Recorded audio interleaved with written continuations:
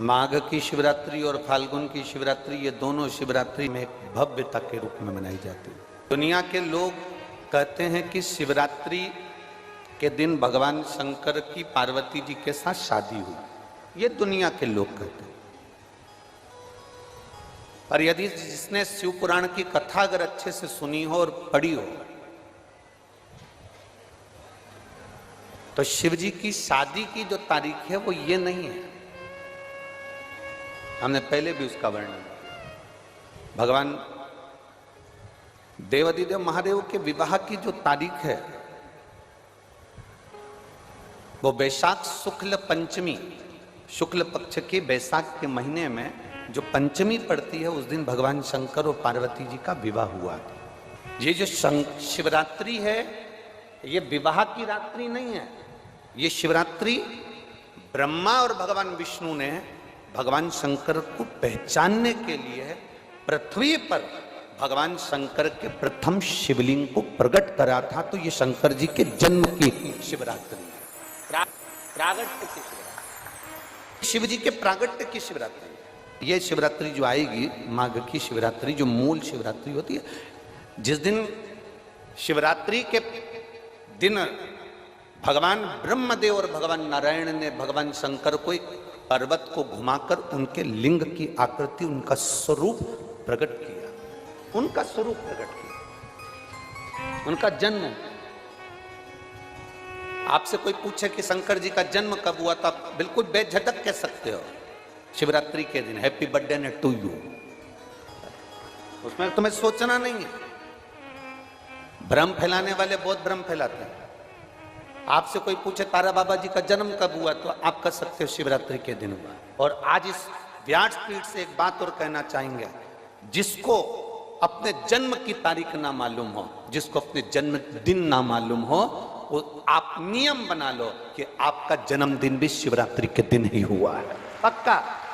जब परब्रह्म परमेश्वर स्वयं देवाधिदेव महादेव शिवरात्रि के दिन प्रकट हो जाता है, उसका शिवलिंग, उसकी आकृति प्रकट हो जाती है।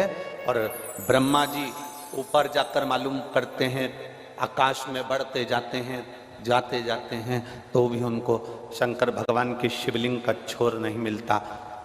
भगवान नारायण नीचे की ओर बढ़ते चले जाते हैं, पाताल की ओर, और उनके चरण नहीं मिलते, तब हार जाते हैं कि शंकर को पहचानना कठिन है।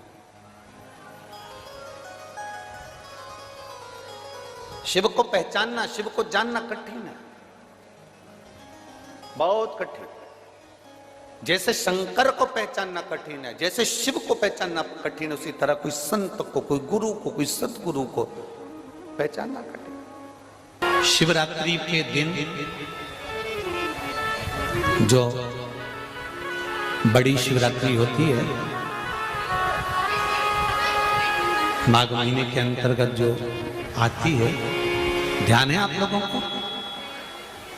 उस शिवरात्रि के दिन सबसे ज्यादा जरूरी क्या होता है चढ़ाना? एक बेर। क्या जरूरी है? क्या बोलते हो, बेर की बोर, जो भी बोलते हो, जिसमें गुठली होती है और अपन लोग बोर खाते हैं, बेर खाते हैं। मात्र एक बोर, एक बेर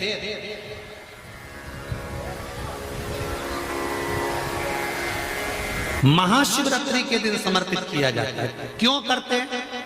कि घर में जितने सदस्य रह रहे हैं, उतने सदस्य को जिंदगी में कभी कोई ऐसी बीमारी ना हो और हमारे घर में रहने वाले सदस्य की अकाल मौत ना हो। उसके लिए मात्र एक बेलपत्र की जगह एक बेर भी समर्पित कर देते हैं तो अकाल मृत्यु टल जाती है, अकाल मौत टल जाती है।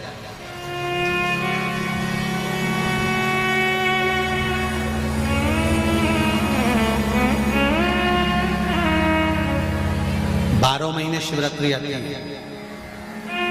जिसको 12 मासिक शिवरात्रि कहते हैं। हम कई लोगों से कहते हैं अगर जिंदगी में ज्यादा नियम नहीं ले सकते तो एक नियम ले लो, और उसका फल क्या होता है? ये मात्र 3 महीने की शिवरात्रि कर देते हैं, केवल 3 महीने की शिवरात्रि। ज्यादा कुछ नहीं कर सकते। हर महीने शिवरात्रि आती है। प्रत्येक शिवरात्रि के दिन 3 जगह पर दिया लगाना प्रारंभ कर दो। पहला, बेलपत्री के वृक्ष के नीचे।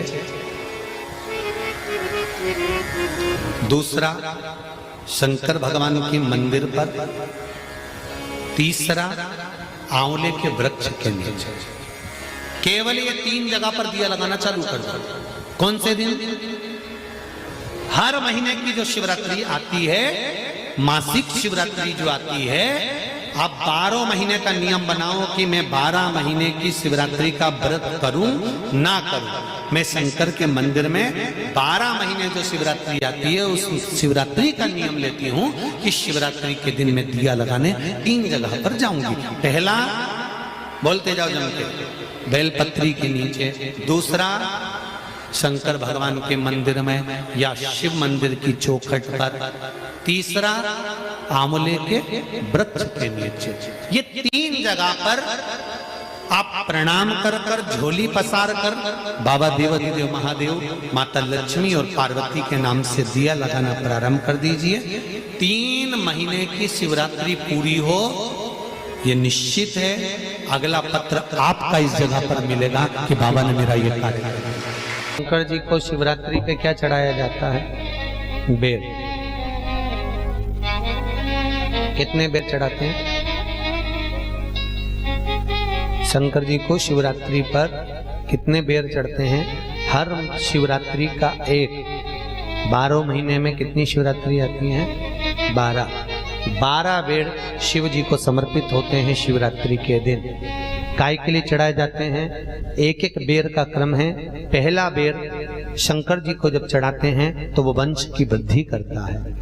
दूसरे नंबर का बेर जब चढ़ाते हैं वो संपदा प्रदान करता है। तीसरे नंबर का बेर चढ़ाते हैं वो बच्चों को बुद्धि प्रदान करता है। चौथे नंबर का बेर जब शिव जी को समर्पित करा जाता है शिवरात्रि के दिन, वो घर में से रोग धोक बीमारी को हटाता है।